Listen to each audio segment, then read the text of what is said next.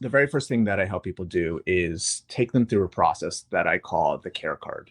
It is the first of three steps in my process. Step one is you got to know yourself. You got to know what your definition of success is. And then based on that, then step two is okay, where can you find that in the world? Can you find it in your job? Do you have to leave your job? Do you have to leave the corporate world entirely?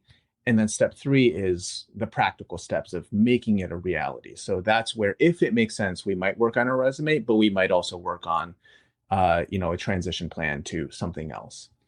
And so the very first thing we need to understand is, how do you define success? How do you define satisfaction? Because that is going to be and should be very different for you than it is going to be to me than to the next person.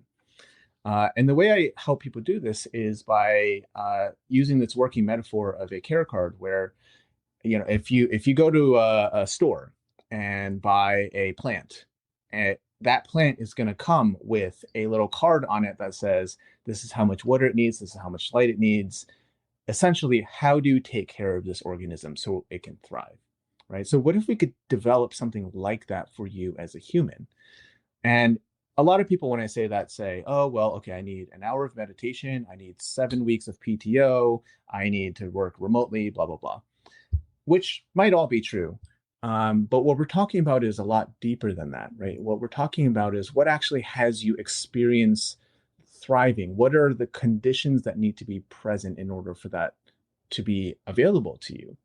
So, um, through a combination of like storytelling and lateral thinking, as well as more logical, like personality assessments, we can figure that out for you.